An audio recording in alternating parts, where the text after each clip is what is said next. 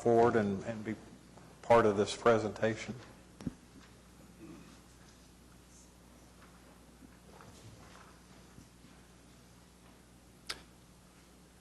All right, so I'll turn the microphone over to you, Forrest. I think you want to say a little bit about the rebate program, and we obviously want to thank you for your assistance, and the city's finance department, energy manager Richard Kitchen for all his help getting us here as well. So we'd like to hear more about it.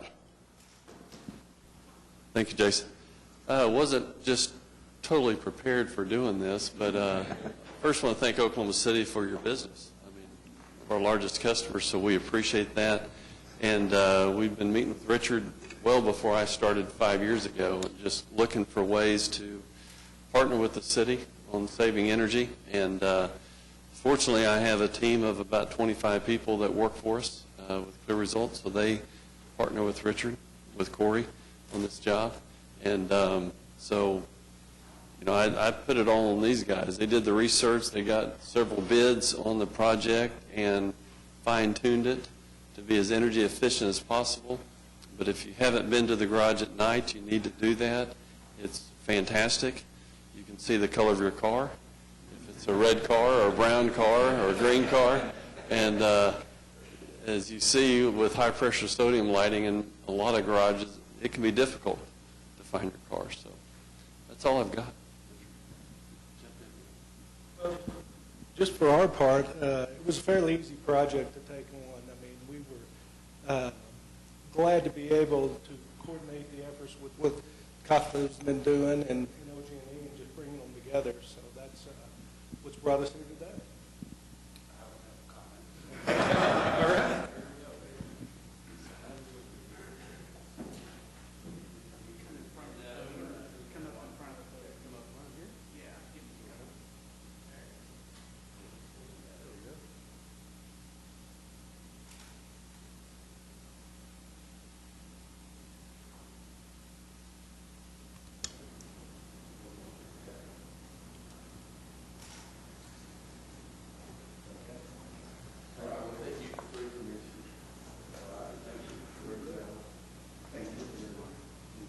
Forrest, thank you very much. And Richard, we want to thank the City Finance Department for its cooperation with Cotpa in putting this together.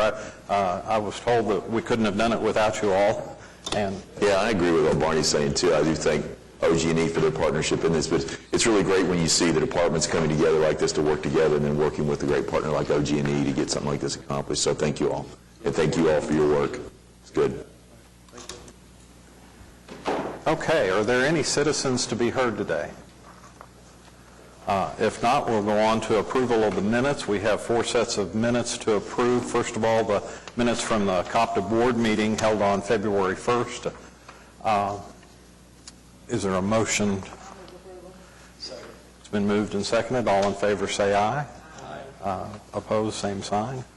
The second item is the approval of the minutes from the Joint Transportation and Parking Committee meeting held on January 15th, 2019. Is there it's been moved? Second. All in favor say aye. Opposed, same sign. Item C is the approval of the minutes of the Marketing Committee meeting that was held on January 28th, 2019. It's been moved and seconded. All in favor say aye. Opposed, same sign. Yeah. And item D is the approval of the minutes of the Transportation Committee meeting held on January 31st, 2019. Okay, it's been moved. Second. All in favor say aye. Opposed, same sign. Okay, moving on to the consent docket. Is there any one of the 4 items on the consent docket that anybody would like individual consideration of? If not, is there a motion? I move approval. It's been moved and seconded. All in favor say aye. Aye. Opposed, same sign. Okay, moving on to the individual items for consideration. Item A is to adopt a resolution approving the ferry rate changes for the Oklahoma River cruises and updating the fee schedule. Jeannie. Good morning.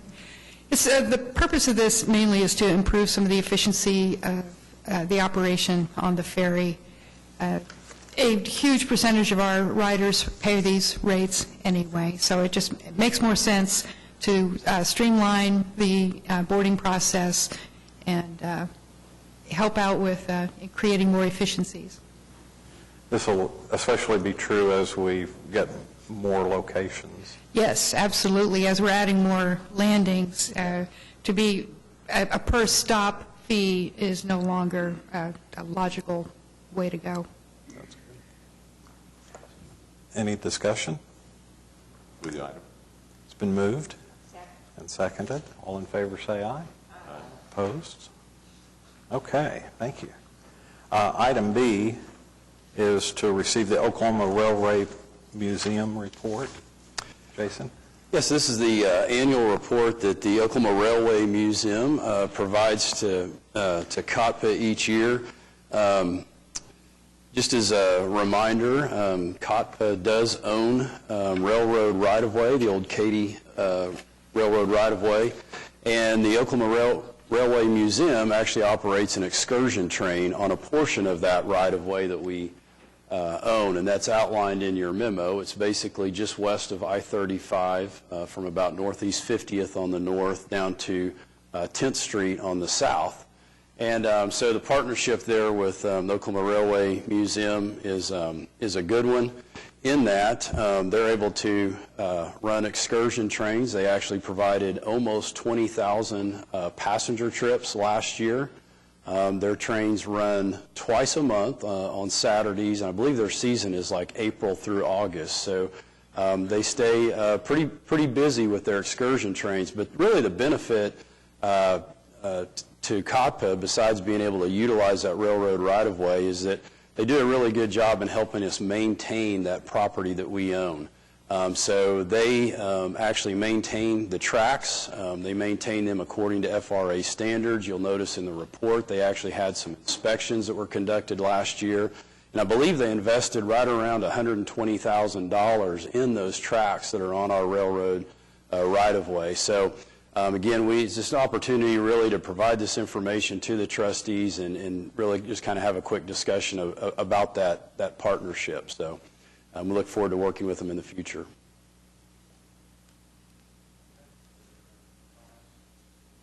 Any comments or discussion? If not, is there a motion to receive the report? Second. It's been moved and seconded. All in favor say aye. Aye. Opposed, same sign. Okay, item C is the approval of amendment number 2 and the final acceptance of project 1272 for the Union Station improvements, and it includes a decrease of $4,285.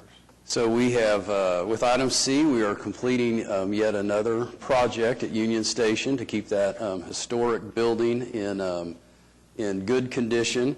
As you'll recall, we actually awarded this contract back in December of 2017. The scope of work included, various items ranging from foundation work to roof drain work to some interior finishes. We did run into a little bit of a delay with the interior finishes and particularly relocating one of the drain pipes that was located within the wall of Union Station. But that project is now complete with acceptance of this item, or with approval of this item, we will final accept the project. The decrease of $4,285 you see there is for just some deducts for some unit price items that were in the original bid. The total project cost was $297,210, and I did want to mention to you that if you'll notice on the memo for the final inspection, we had our Public Works project manager in attendance, as well as our architect for the project, some additional folks from Public Works and the contractor. What's missing there is the Cotpa representative. We typically always have our staff member at one of those final inspections, but I did want to point out this is one of those where just because of scheduling conflicts, our representative had to miss, However, Dennis Fry, our fleet and facilities maintenance manager, who you all know, did arrange a subsequent meeting with Public Works to go over the items for final acceptance. So we did get a look at it and found everything to be satisfactory. Okay. Are there any questions or discussion? If not, is there a motion to approve the amendment? Move the item. It's been moved and seconded. All in favor say aye. Aye. Opposed, same sign. Okay, moving to item D is the approval of the scope of work for Copta's RFP for a senior wellness transportation pilot program and authorization to release requests for proposals. Estimated cost of $50,000. The pilot period would be from July 1st, 2019 through June 30th of 2020. Yeah, so this is a program that was actually presented to the Transportation Committee, the meeting we had on January 31st, and the committee recommended moving forward with the pilot program. It's really an opportunity, I would say the best way I could describe it is an opportunity to modernize some of our senior services. We've been providing senior transportation services as an entity for over 30 years. Couldn't do it without the partnership of the area-wide aging agency. However, a lot of those programs, because they're tied to grant funds, there's not a whole lot of flexibility in the different types of senior transportation services we can provide. So we've been providing, needed services to provide seniors with opportunities to go shopping on their own. We provide transportation to congregate meal sites. We do some non-emergency medical. But again, we don't have a whole lot of flexibility in looking at new programs. Well, this is an opportunity for us to, again, I think, modernize and basically put in an additional transportation service, which we're calling senior wellness. And this would be a transportation service that would work just like those others that I mentioned. It would be route-based. It would rely on donations and a subsidy amount for the funding. However, what is a little bit different is it would provide transportation for seniors to some of our parks and recreation centers and the MAPS 3 Wellness Center on the south side of the city. And it's really, an opportunity to for seniors to have transportation to attend exercise classes and those kinds of things. So we worked with all those various entities in developing the program, and this particular item really kicks that new program off in that it will help us find a transportation provider that will run those routes just like we do with Congregate Meal and some of our shopping trips. So again, estimated cost $50,000 annually. Okay, are there any comments or discussion on this item? It's a venturing off into a pilot program to see the demand that there would be for a wellness program and the transportation needs that would support it. So, do we need to approve this? Yeah. Second. It's been moved and seconded. All in favor say aye. Aye. Opposed, same sign. And Brian, before we, If you'll turn on your... could I ask if we go back to the consent items and have Jason talk about the item C on our Friday, the bus? Yes, thank you for mentioning that. This is a program that we bring forward to the trustees each year, and I'm glad we have an opportunity to talk about it because it is an opportunity for us as a trust to be able to provide free transit service on the third Friday of each month, and this is in observance of ozone season and then Earth Day in April. So with approval of this item, bus service, paratransit Zone 1, and then streetcar service will all be free the third Friday of each month, April through, I believe it's September. Yes. Thank you. Okay. Yeah, thank you for pointing that out. That's a good public... Okay, moving on to item E, that's to enter into executive session. Is there a motion to move this to the heel of the docket? So moved. Second. It's been moved and seconded. This has to be a roll call vote, so Yes. yes. Yes. Okay. We will move that on to the heel of the docket. So we'll go on to item 7A, which is ratification of payroll and vendor claims for the period of February 5th through February 26th. Move approval. Been moved and seconded. All in favor say aye. Opposed? And we have three different financial reports. The first one is to receive the Cotpa Employment or Employee Retirement Trust Interim Financial Statement ending December 31st. Yeah, so in your packet this month, we do have two additional financial reports. These are the reports that we receive on a quarterly basis. The first one is the financial report for the Employee Retirement Trust. My only comment really on that report would be to direct you to the management discussion and analysis section. I believe that's on page 1 of the report.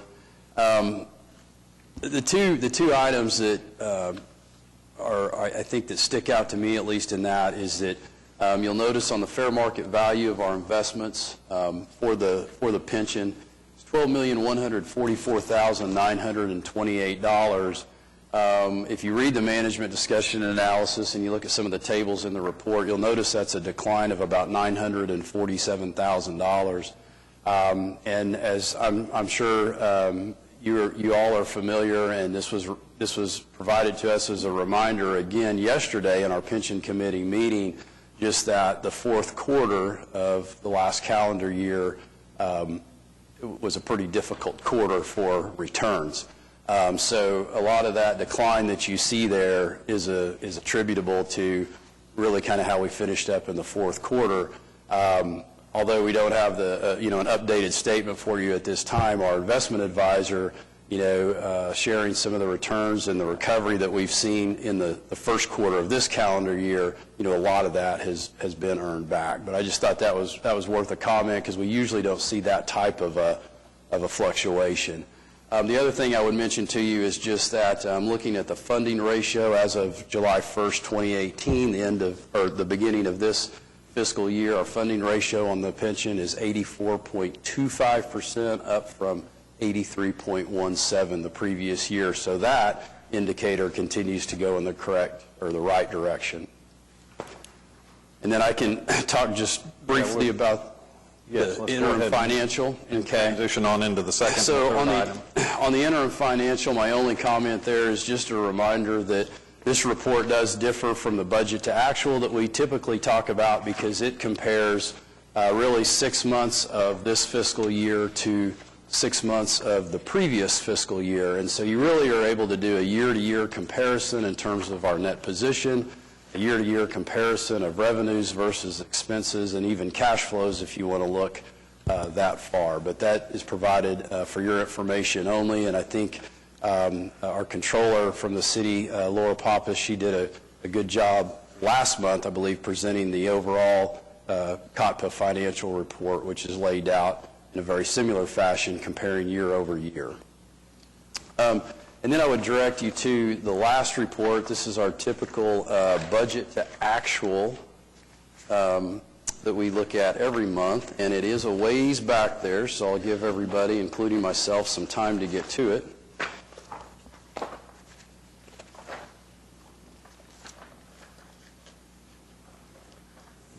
But with the executive session, I'll limit my comments to just a couple of items on the transportation financial and on the parking financial. So looking at page 2, directing your attention to the revenues for the transportation operations. If you'll notice, most of our revenues are all in line with what we had budgeted. With the exception of our fare box revenue, we continue to trail. We're at about 85% of what we had budgeted, or $131,000 less than what we had projected. And I know I continue to mention this, but I think it's significant enough that it's a good reminder that our federal grant revenue continues to show significantly under budget. This is through January. I believe I had indicated last month, and again, just as a reminder, we were able to go ahead and process a grant reimbursement draw in February, so we should see that revenue turn around and become much closer to what we had budgeted as we move through the rest of the year. And again, it's just a good reminder and really just acknowledging the direction that the trustees provide in terms of maintaining adequate reserves to be able to have the funds to provide the cash flow when we run into situations where our draws don't come in regularly. So we appreciate the direction of the trustees have provided in that area. And then looking down at the expenditures, we continue to have savings in personal services, although we are gaining ground in terms of expenditures being closer to budget than what we've seen in previous months. The other services and fees, you'll notice, is $160,000 over what we had anticipated through 7 months of the fiscal year. And I will say about half of that overage is attributed to some unbudgeted claims payouts. So that has us finishing up. If you look at our overall operating income, our expenditures exceed our revenues by just over $1 million. But again, if you look and anticipate the grant reimbursements that we'll see as we get through the remainder of the fiscal year, that will turn into a positive number. So on page 3, this is our parking operations. And really my only comment on this is our monthly contract revenues continue to show under budget. In fact, you'll notice we're $467,000 less than what we had projected, or about 85% of budget. We did do a budget amendment last month to align our revenues with the remaining garages, the revenue we expect the remaining garages to generate with the sale of the Santa Fe parking garage, but that budget amendment won't be reflected until we get to our February financials. So we'll just continue to kind of see that variance, even though we took action to amend the budget. So with that, I'll be glad to answer any other questions on the financials. Any comments or discussion? If not, is there a motion to receive the 3 financial reports that we've received? So moved. It's been moved and seconded. All in favor say aye. Aye. Opposed, same sign. Okay, we'll go on into our program reports. The first one is the Streetcar Report. Kristen is going to, Torkelson is going to give the report this month. Good morning. I am clearly not Jesse Rush.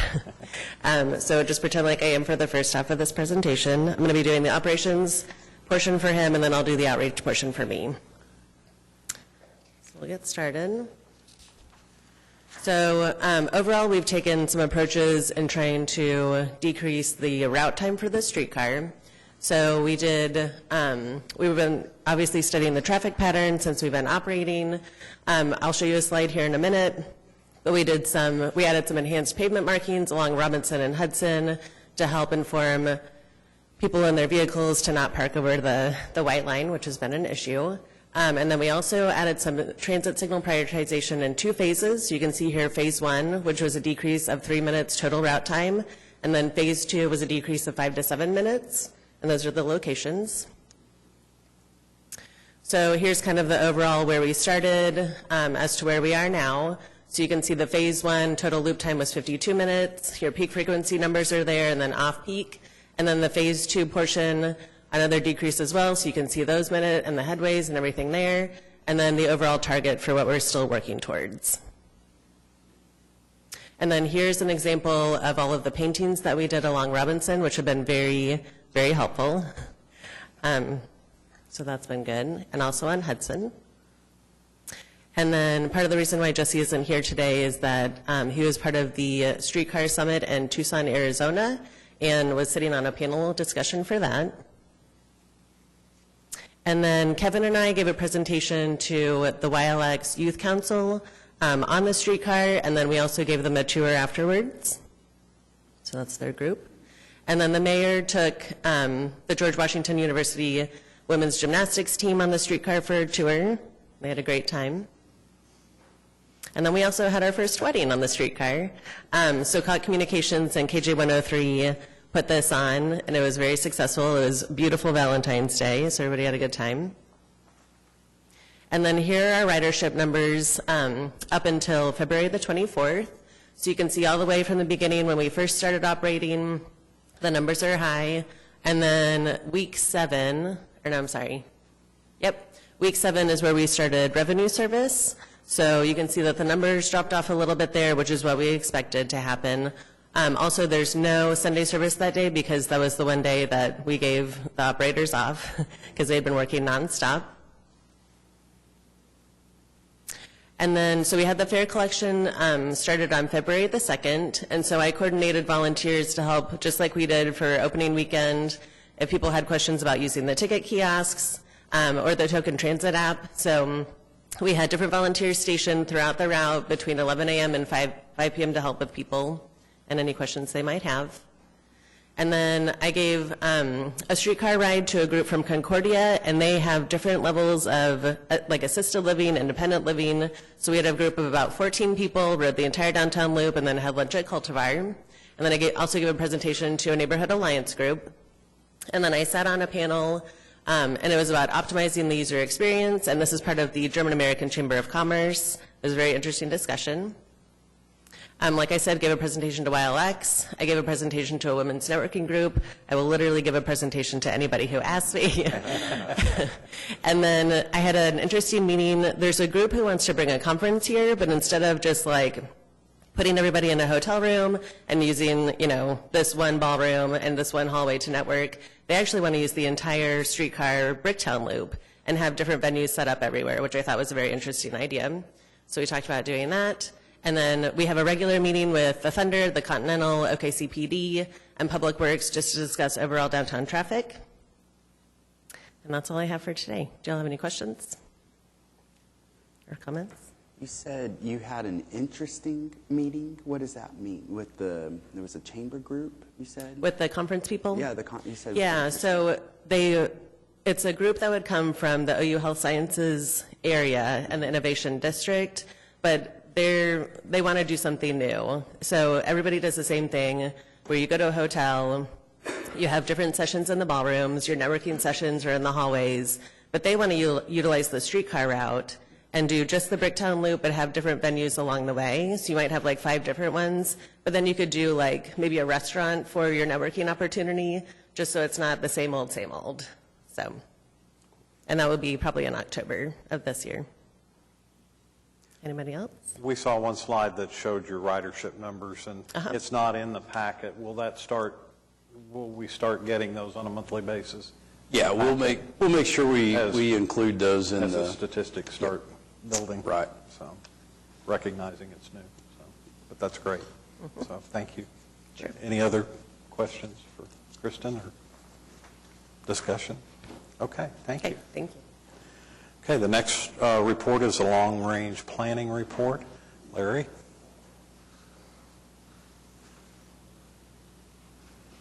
Hi, good morning. Hey, there was a good report, and just mentioned that Kristen is going to be the community outreach liaison on the Northwest Bus Rapid Transit project. So, that'll be great. That'll be great for the program.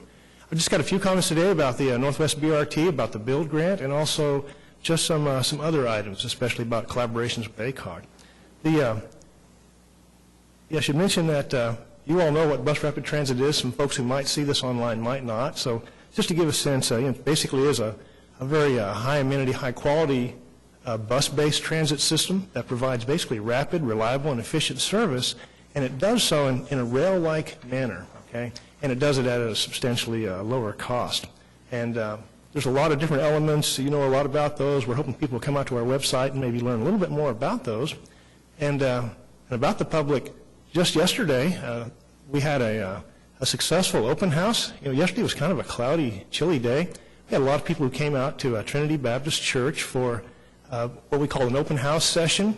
And and we had 6 or 8 different boards, good turnout by staff to help with that, as well as from our consultants, HNTB. In the audience, we have a representative from HNTB, our project manager, Brian Comer, here on the right, and Daniel O'Connor with Half and Associates. And, you know, it was a good meeting. We had a good turnout. A lot of people learned how to stay in touch about the project, and we were pretty pleased with how that went. This particular timeline is very much what was put in the build grant, but there's really a kind of an important nuance to notice. You know, we had such a great experience with Streetcar in terms of incorporating safety certifications and more fully incorporating safety into the final engineering and getting ready for operation of that, that we want to do a similar thing for this Northwest Bus Rapid Transit. And so as we move ahead from now, in fact, very soon, I know you look at this timeline, we're actually in this project definition environmental stage. We've done some good planning in the past couple of years. Now we're in that phase called environmental, where we're trying to get the clearance or the authorization from the federal government to expend federal money. And just a reminder about the $14 million build grant.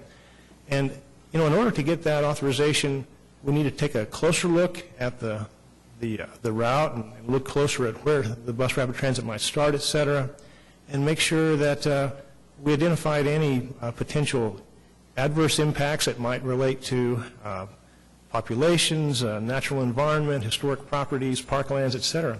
And so we're in the middle of that process, and it's given us a chance to look a lot more closely at it.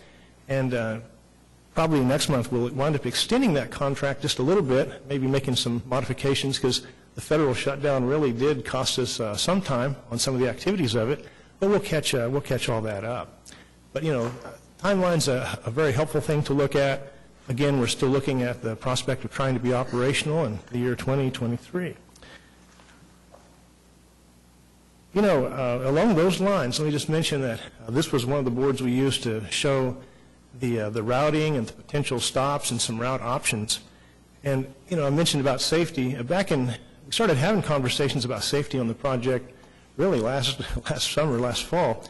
And we took one of our 40-foot buses out, the longest bus we have, and we actually drove the entire route, parts of it 3 or 4 times, just to make sure we had a sense of how much time it would take, how the bus could take certain corners, and look at some of those types of pinch points. And I think it was a great exercise. It kind of turned into a rolling staff meeting, but it was a good event. But in addition, we've continued having meetings every other week with a variety of stakeholders about the project from different agencies.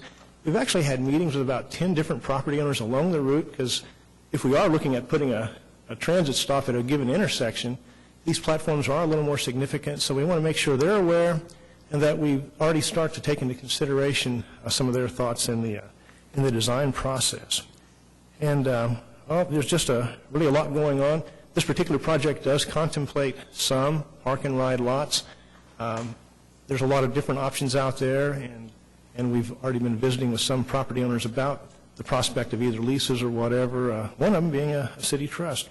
So, you know, we hope people will take a look at that on the website. I'm going to change subject for just a moment and just mention that in terms of other planning activities, in the Sunday bus service, I'm sure somebody's going to describe that. What a wonderful part of implementing the Cotpa long-range plan, getting that activity going. But what I want to mention is a little bit about collaborations we have with ACOG. There's all these acronyms.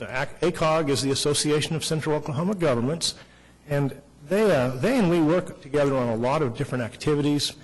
And, you know, the RTA Central Oklahoma is one of the things they've really been doing a lot on. We're working with them right now by submitting an application for STBG UZA grant funds, and it's really the item that you all submitted support resolutions for last month. We'll know in April just how that will go. And this is also the time of year when we look out at how Cotpa would spend its next formula grant allocation, but not just for next year, but for the next 4 years. So we've actually put that sort of thing in. Most of the money is really committed towards maintenance of the buses, but there are some other areas where we have flexibility. It's a good program. And, you know, we do a number of things with the Oklahoma City Planning Department. They've been very helpful with the Northwest Bus Rapid Transit Project. And we just have some other activities going as well. But with that, I'd be glad to answer any questions. You mentioned an acronyms What's, going back one slide, was the STBG? That's a mouthful.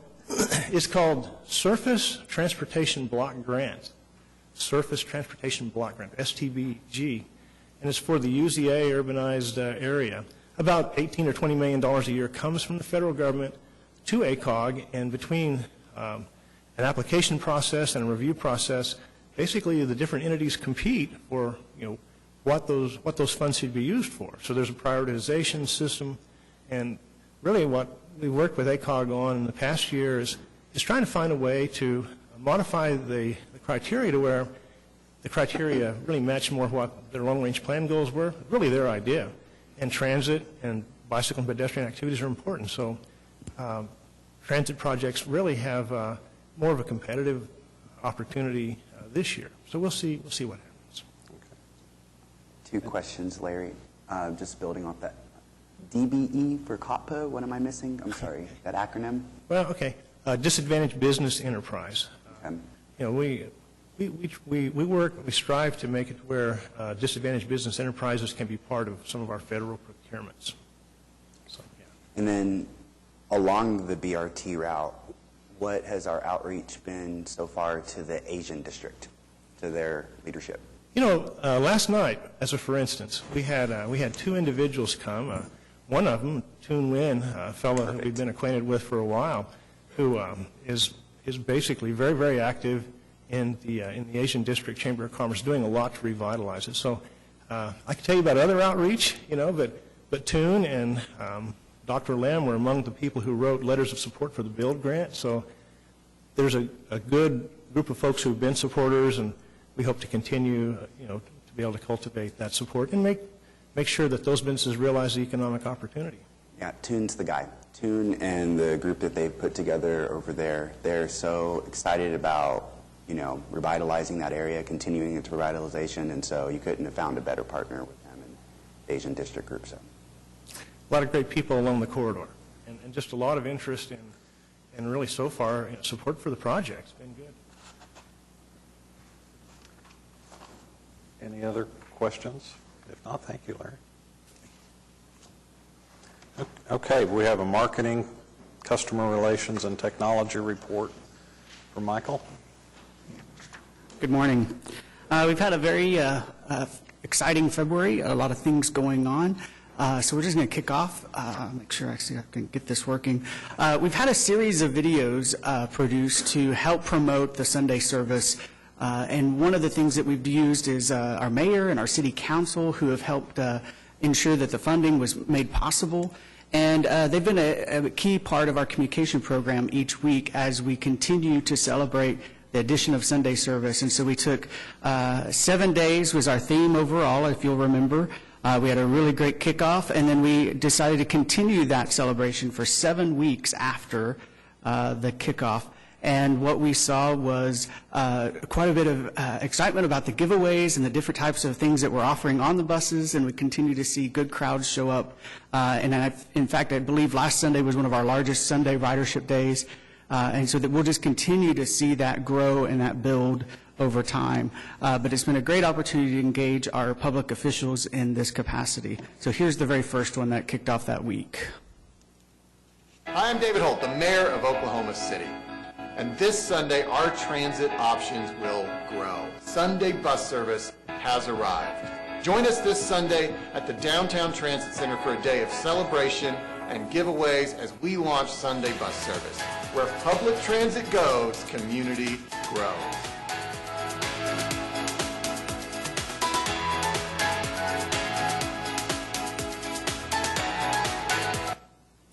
What we've been hearing already are stories of this providing more opportunity, more access to jobs. Just yesterday when we had the BRT public meeting, the gentleman there, Pastor Tobin, that operates the Trinity Baptist Church, said the very first Sunday he saw 10 new faces, and he asked them why, and he said it was because they now had transit to get there. So, I mean, that's just, again, what exactly we set out to do, and that's just to give more options, provide more access to the places and destinations that people want to go.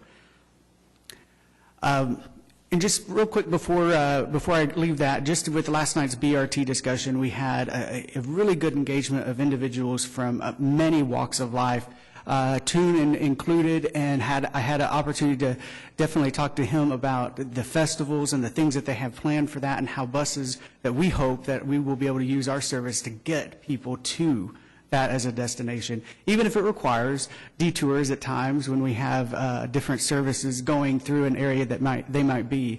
And then one of the things I learned just about Trinity Baptist there was that they also they host a lot of different individual groups. So we have a Hispanic Latino group that is there. We have a Burmese refugee group that is there. And again, we provide very, very much close to front door service.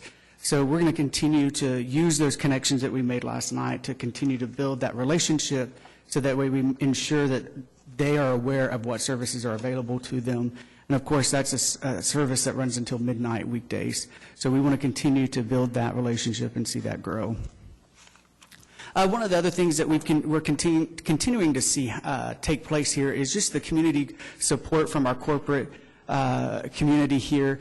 We have just 3 stops left to have sponsored, and we know that that's going to go a long way in helping continue to support the operations of Streetcar and just further that mission of providing those connections in the downtown area. We're very grateful for all of those who came on early, but also are seeing the continual benefit of having this transit service. Another outreach program that we've been doing that's been well received, we received feedback from Downtown Oklahoma City Partnership just recently, is again, we want to put people back into the shops, the restaurants, the organizations that are along the streetcar route. And so one of the programs that we came up with early on was an offshoot of something that the city PIO office and others have promoted about shopping local. So what we have here is, individuals just turn in receipts, they upload those for an opportunity to win a $250 gift card to one of those Love the Loop partners, which is someone who signed up to be a partner with us and to help promote positive news about the streetcar. And so we do a weekly drawing to do that, and that's part of our promotion of the overall streetcar service. We're in week 14 now, and the business owners have been giving different stakeholders feedback of that this is helpful, this is a very good, positive way to try to put money back into those businesses, while at the same time rewarding those loyal customers who continue to patronize their business during the construction of the streetcar. So there's multiple benefits of just continuing relationships that have been established. A critical component that we kicked off right at the very end of January and saw into February was the mobile fare app in a very strong way, both with bus and streetcar. And we continue to see a wide adoption of that. Downloads, Token Transit has reported to us that they've seen a lot of traffic coming to their site from some of our tracking mechanisms directly from us wanting to download the app, use it. It's gone off, phenomenal in the sense that there's been very few customer service issues associated with the app. So it's pretty clear, it's easy to use, and there's a minimum learning curve on it, which is again things that we wanted to make sure happen when we set out for that procurement. And I think we've definitely gotten that. And they've been a good partner in helping us continue to make improvements. Yes, sir. How did the February half-price sale go? It's been a huge success. I'm really pleased just with the fact that we've had so many different community outreach occur that, really was just, they took what we had provided to them and that they were presenting it to groups as well. The chamber, one of the economic development leaders there, he was presenting this week, and he wanted to make sure that this was still an option, that they could still do it all the way through the 28th, and absolutely, yes, you can, because he was going to be presenting it, and we've had other corporate offices sharing it with their employees, so we were very pleased, again, with just that, that they locked onto it and wanted to share it and make sure everyone was aware of it. And even last night at the BRT meeting, had a gentleman asked, could I still do it even when I get home tonight? And said, yes, you sure can. So we'll continue to help businesses make them and their employees aware of this opportunity for maybe even a benefit that they can provide to their employees, and at the same time even organizations who might host boards, making it available to them as well. Part of that promotion was these animations that we used on social media and also on our platforms that allowed us, again, just an eye-catching opportunity here. There we go. And we used this across all of our social media, and we also had others share it. So it continued to be a pretty, anytime you can use some animation to draw attention to, it helps it stand out from other messages and feeds. Another great development was that we were able to add Wi-Fi to all of the streetcars. That is now live and operational. So that's a good component as well to help ensure that people can use the mobile app if they have a data restriction or issue related with their phone. They're able to log on just like they would with a bus and activate passes, be able to use those without any issue at all. And so you'll start to see us rotate some of the interior decals on our streetcars out, and that's where you'll start to see the Wi-Fi option and information about how to connect with it. And just on the side here, this is just looking at a week of how much usage there is.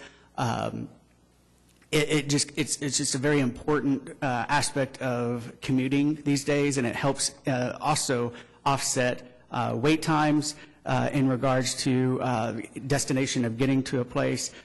As you know, buses are in traffic with everyone else, and so this does allow them to focus on other things rather than maybe what's going on around them, and to continue to do work and life searches. One of the things that we continue to work with is our partner with U.S. Fleet Tracking. Again, they've been a phenomenal partner in that they have taken this on in regards to building something that they never had done before, and have done a great job in responding to the needs of what we need for how the streetcar communicates. It's a system that is not perfect, but in the sense that it's made so many improvements, it's so close to being accurate. It's the issues with blockages and other things like that that we're trying to facilitate a way to keep those updated. When we have cars parked over the white line, it still happens, but it's getting happening with less frequency, and we're going to be able to continue to reflect that and how accurate these times are. Michael, if I could just add, it's just a good opportunity to remind everyone. I mean, there's a reason why on this signage we have estimated arrival times. And again, I just always try to take an opportunity to remind anyone that's interested is that the arrival times for the streetcar, they're estimated because the streetcar operates in mixed traffic. It's an entirely different arrival time predictor than what you would see in a subway or a commuter rail, a light rail, where the vehicle operates in a dedicated right-of-way and doesn't have really any potential for obstructions or traffic signals or traffic. So again, just an opportunity, I think, to remind anybody that's interested in our arrival times. They're always going to be an estimate, but to Michael's point, our partner on this, U.S. Fleet Tracking, has just done a great job in continuing to refine it and make it more accurate. Absolutely, and I think innovation is something that I'd like to continue along with, and with the streetcar, we've done some pretty innovative things that weren't necessarily seen throughout the entire country with other streetcar systems, with the length of battery usage. And I think this falls right in line with that opportunity to innovate, where there was an absence of a product available to do what we wanted it to do. And that was to look at where the exact vehicle location is and give us and then based on this fixed route, how long will it take to get here? And so that other component then is figuring out when someone absentmindedly probably parked over a white line or something occurs that prevents the streetcar from continuing to move, to adjust for that. And so we're working, this is all based off of Google's transit and traffic data, so we have good partners through U.S. Fleet that's helping us answer the questions that we need to continue to advance this. But again, this is an innovative solution that you can't find anywhere else in the country. And so it's just great to see our local partners stepping up and saying, we want to be a part of this project in this way. Yes, sir. Will there be a real-time map Yeah, and that's one of the things that we want to continue Still moving to towards that. move toward. And so it's one of those situations where we've got to focus those resources, and prioritize those strategically. And a map is one of those that we're working on, definitely. Again, we've been very fortunate. We've had such a great project and a phenomenal outreach impact. There's been so many people that have been a part of this project. We recently were awarded 5 different ADDIE awards for the work that we've done with the streetcar outreach. That could not have been possible without the City of Oklahoma City's PIM office. Embark's PIO team here that we have, Jesse and his team, Herzog. And then most recently, we won first place for our safety campaign as we were judged by our peers across the nation with streetcars, rail companies, as well as bus agencies for educational campaigns. And then we'll learn if we win the grand award at the APTA annual conference this fall. But again, this is just a reflection of all of the work that it takes to communicate effectively, get the information. I failed to mention the risk department as well. They were part of the safety campaign in developing what messages we feel like our community needs to know based off the research that they had. So again, this is a huge team effort that it has taken to make this happen. But we're very proud of the accolades that have resulted from that. With that, I'd like to answer any other questions you might have. Any other questions or comments for Michael or for any of the other 6 reports that are in our packets? If not, is there a motion to receive the program reports? Moved on. Second. It's been moved and seconded. All in favor say aye. Opposed, same sign. Okay. Items from the trustees. James? Okay. David? All right. Okay. We'll go ahead and, before we adjourn, we'll move into the executive session portion